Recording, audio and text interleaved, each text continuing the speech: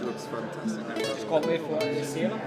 I'd want as many qualifications and skills as I can to open up the door for me in any sector. It's an apprenticeship programme in woodwork, in boat building.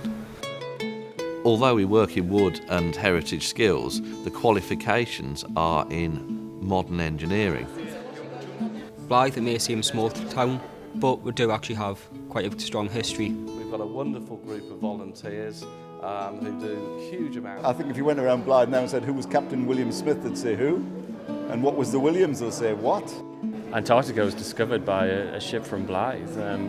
Very, very few people know that. It'll put Blyth on a world stage. It's a great day just to celebrate the work. We're looking to actually recreate a collier brig crewed by local people to recreate the voyage of Captain William Smith to Antarctica.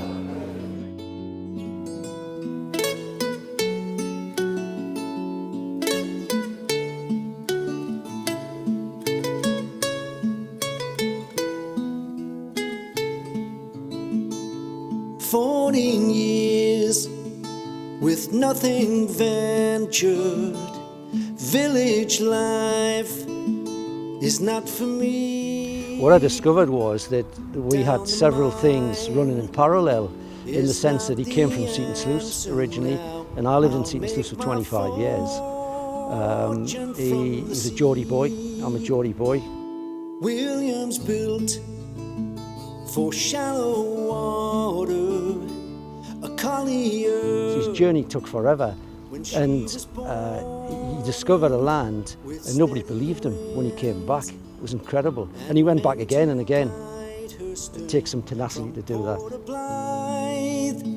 To round the horn, but the wind blew hard, the waves were high, storm clouds raced across the sky. We hoisted sails and urged the crew to sing. Blyth was actually shipping the most coal in England for many, many years. The tonnage ran into millions, and ships were sometimes stacked 4 deep waiting to fill up and take coal from Bates Colliery, from Linemouth Colliery, from all the collieries that have gone. On top of that, we had a shipbuilding industry.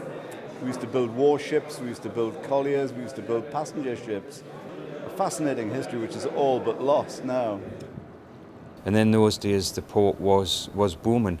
The shipyard had closed, but the shipyard was still being utilised by McGregor's, who used to make hatch covers for ships. The dry docks were still getting used by a little bit of ship repairing and sometimes ship breakers. Probably in that time, there's probably about between 3,000 and 5,000 people were probably made a living. Well, Blyth has had a pretty rough time of it, really. It's suffering from 3rd and even 4th generation unemployment now. It's classed as being in the worst 10% of deprived areas in the UK. What I know of Blyth, I try and look on the good stuff and try and bring that forward, because you can't really move forward on bad reputation. You want a good reputation.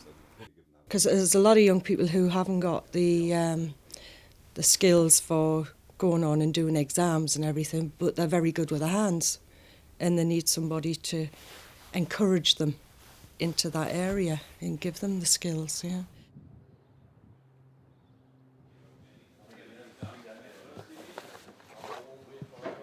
Where's your drill bit box? I learned a lot of skills. Joints I've never knew, couldn't do myself. I've learned how to use most of the tools, health and safety, done a lot of that. It's like fitting planks to boats. I never knew how to do that at all. Basically lead weight with a pin at the top to push the nail through the wood. So when Jonathan's at the top hammering the rove down, the nail doesn't come right back out again. So it helps pull the nail in the rove together tight to close the gap on the wood. By doing that, it gives it a nice good seal on the bottom of your boat.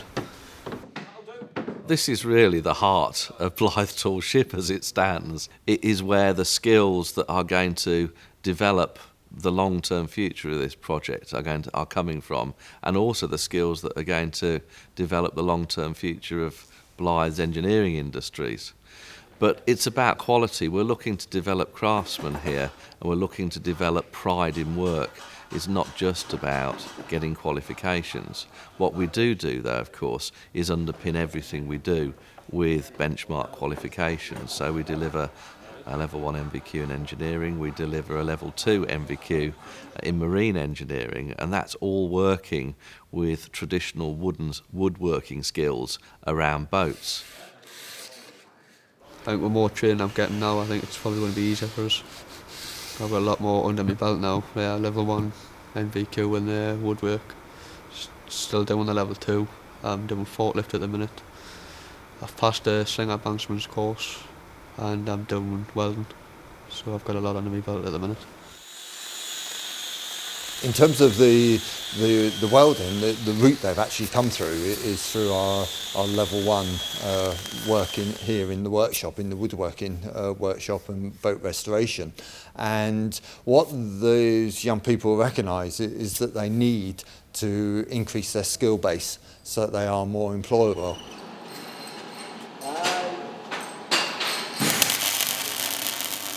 I've never really got a touch on using metal at school and that, which I would have loved to. That's why I'm doing like my welding course now over at the port.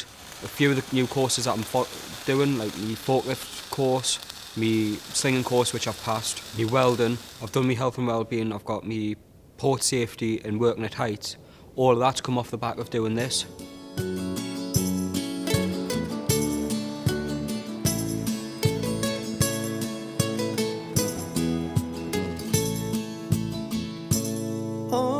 Times we sailed for glory to charted land of ice and snow from the mist of my north. Right opposite the berth behind us where we'll have our boat. And then we're going to put the Heritage Centre here, which will combine the current RNLI building and another new build right out into the water with some great views. I see this as a really great collaborative project. We're very pleased to be working with Blyth Tall Ships and the Port of Blyth to seek funding sources. We've already had success, of course, to take this project forward. The trainees here will see that in the future they move on into the world of work, and then that's not the end of it. They can come back and actually re-engage with the educational process, perhaps come back to Newcastle University, and hopefully they will be inspired by what they see is happening on our boat, the Princess Royal, just as I think the undergraduates will be inspired by what the trainees are doing on the boats in here. You know, it's magnificent to see these things being recreated and brought back to life again. All the years I sailed the oceans, chasing land. Fundamental of the business here is the workforce. That's what we're offering as our skill set to the industry. We design and build them here in Blyth. We have our own design department, so we offer a custom design and build service. And we have all the skills in-house to take it from raw materials through to the finished product. Building commercial workboats for a variety of different industries. We have boats down in Antarctica, we have boats up in the Arctic Circle, we have boats in Africa, we have boats out in China and Australia. So about 70% of what we do is exported globally. The shipbuilding started on this site in 1811, 200 years ago. The voyage to the Antarctic and the boat were built in this vicinity a few years after we started here. So we're very proud of that historical link, and we're very keen to be involved in whatever way we can. It'd be good for our workforce to be involved in that project, and hopefully also to raise our profile within the community and attract additional skills in working. The Blyth Tall Ship Project works with volunteers to do three things: deliver skills training, work with the heritage of the port, and to run an expedition to the Antarctic to celebrate its discovery 200 years ago. It's a huge project, as you can imagine, and putting together the project. So Ranulph Fiennes, he's the patron of the expedition. Paul Rose from the Royal Geographical Society, he's the president of the expedition.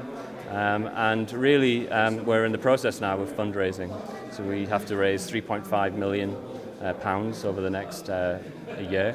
I helped put one of the plates in, I think it was on the port side that I have. You can even go right the way around the world, provided you plan it and provided you take one step at a time. And the project and the expedition is going through that same process. It's being planned at the moment. We're working out the stepping stones to achieve that objective. And that's the same for the young people in their lives, that they can say, that's what I'd like to do, that's where I want to be. Right, how do you get there? What do you need to do now to be able to take the steps towards that goal? Yeah, I've mentioned to a lot of people in Blyth about it, and I say it's good, you know, I say you learn a lot, I say you get a lot of appreciation for things you do. They want to be here, they want to do it. They're saying that they're giving up their own time, they're staying till 8 o'clock, they're working weekends.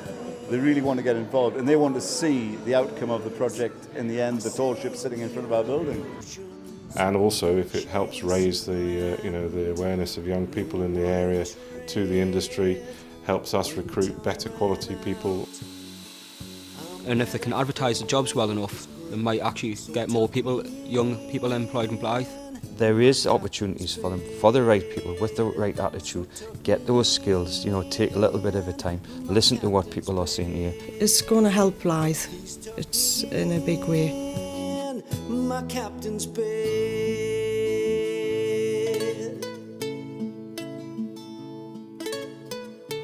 It is going to be a story that will be told and passed on, and will become a real centrepiece and an inspiration for the regeneration of Blyth.